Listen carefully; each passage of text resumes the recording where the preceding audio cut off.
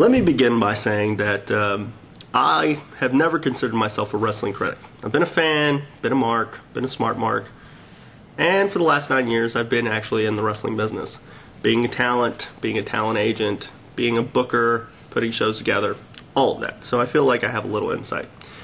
And here, in this uncensored version of my views on wrestling, I will tell you right now, I'm not going to bury anyone right off the bat, especially in my first show, but I'm going to tell you what I see, what I liked and what I didn't like, and more importantly, what stuck out to me.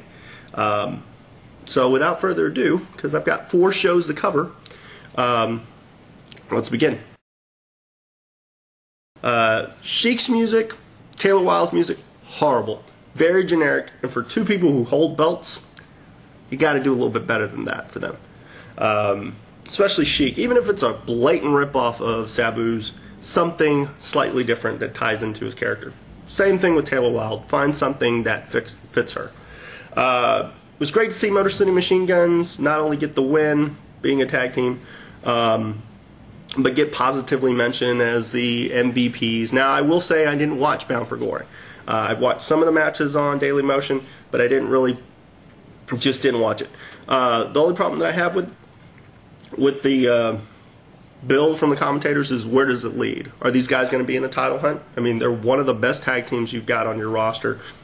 Sure, they might be on the smaller side, but if Homicide's in the title hunt with Hernandez, then I think, why not put these guys out there? They have great matches for the most part. They seem passionate about it. People seem to like them. So, come on, TNA, kind of like move them along, get them involved.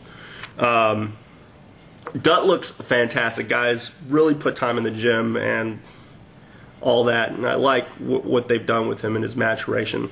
And even in loss, he still looks like a viable person on the roster. I'll cover Angle and Jeff Jarrett in a second. There were a lot of promos. Dug Kevin Nash's promo. I think the fans are still going to get with him because he's the super cool heel, which might not be what he wants to go for. He may want to go for being just a heel and trying to get Joe to be the big face if they are in fact going to feud. But still a great mic work. Same thing with Foley. I liked Creed's promo. I dug Roxy's promo. I dug her pushing the envelope with the bleeps and so on and so forth, and kind of actually getting mic time for her was pretty cool. Sting, great mic work for the most part. And it was great to see AJ finally arriving, getting a chance to actually compete. Hopefully he'll get a world title shot. I'm sure that's where they're going with it, and it's about time. And let's hope that they do something with him. But I've always liked what they've been doing with AJ ever since, Christian's Coalition. One minor thing, as far as Angle and Jeff go, even though they had a match, I probably wouldn't have had them have a match when they did. I probably would have kept Angle off of pay-per-view as punishment for his comments in the newspaper, as well as some of the just his overall beef that he had with Jeff. Jeff's truly the owner and founder. Why couldn't he just tell Angle, hey, you're just going to sit this pay-per-view out, and actually get people talking about it? Give Angle kind of the thing that he's been doing, that he'll continue to do, and then bring Jeff in to fight. Like, there's nothing left I can do. I've suspended this guy, I've suspended him with pay, I've taken him off pay-per-views. I really got to shut him up. That's just my view of it. But if you notice, I didn't really talk about any matches, because while the promos were strong, there weren't a whole lot of matches. I mean, there were a few, but nothing to write home about. The worst theme song I've heard in a while for a company, for a show. A far cry from the Beautiful People back in the day. But there you go. No Mercy more or less was a transitional pay-per-view. Is that a good thing? People paid their hard-earned money for a transitional pay-per-view. Smart, I guess, on WWE's part, because they got people to buy it. Sometimes a build for a match can hurt it. Big Show, killing 3 jobbers to kind of show what he would do to The Undertaker. I would have spread it over 3 weeks. and had it against viable people, so he could have shown, hey, legitly, this is what's going to happen, and keep him strong in the way. But anytime they do a demonstration of a match, they did that with Jericho and Lance Cade for the ladder match against Shawn Michaels. It just really doesn't come across. It doesn't come off as well. And I really thought Big Show's thing lacked. John Cena's back, everyone. I know the haters are going to start. But I just can't understand why people hate him so much. I mean, Ric Flair puts the guy over. Kurt Angle puts the guy over. Everyone that I've ever talked to always puts the guy over, is super passionate and the ultimate company man. Even guys who aren't part of the company, a la Kurt Angle, still putting over John Cena. I've heard, other guys putting over John Cena, that he's just got all this passion for it. And yet the fans hate him. I just don't get it. Interested to see what they do with Kazarni. It sounds like a very interesting character. They're doing a really good job with Kozlov, building him while kind of hiding what he can or can't do. And it'll be really interesting to see where they go with it. The Divas match was actually good. It told a story, the Divas tag team match. I like what they're doing with Jericho as far as the champion, kind of his transformation from Y2J to Jericho. Digging what they're doing with Batista. I mean, he is a fan favorite.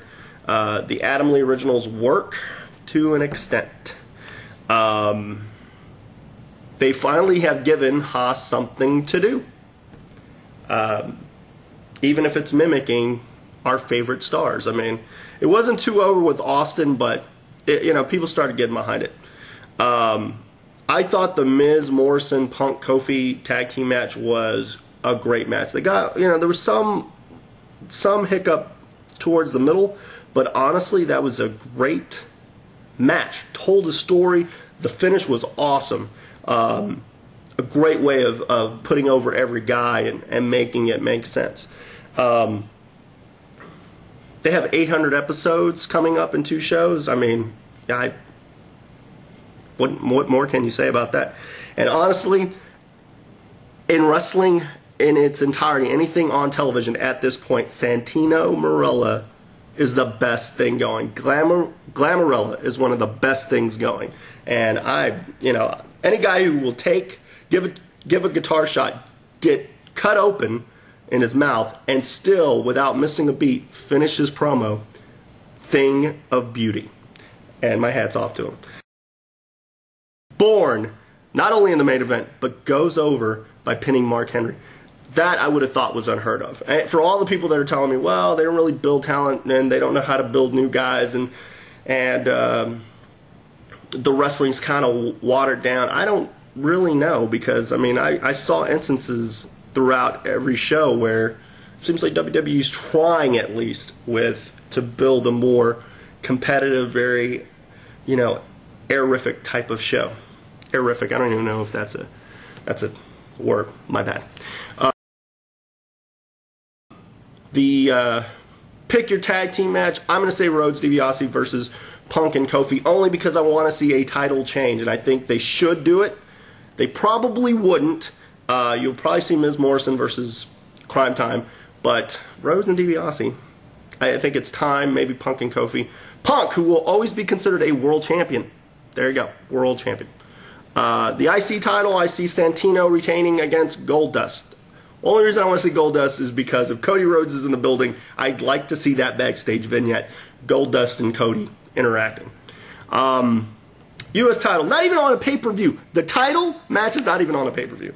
But I see Shelton against R-Truth. They're doing a pretty decent job of building R-Truth as kind of about the people, with the people. I think Shelton's going to retain one way or another. But I think it'd be a good feud. Now, if he doesn't retain and he loses R-Truth, it's only going to fuel the fire. Ray and Kane, Falls Count Anywhere. And I see Ray going over in a Falls Count Anywhere match. Just to kind of end this feud and let Ray kind of go on, probably to face the world champion, I think. Speaking of the world heavyweight title, Jericho versus Batista. This is a no-brainer. Austin, I mean, people want to see Austin. I think Jericho finds a way to win. gives him more options. There are more options with Jericho, I think, especially with certain guys coming back. I think he's a good champion for right now, and he's really starting to get into his stride.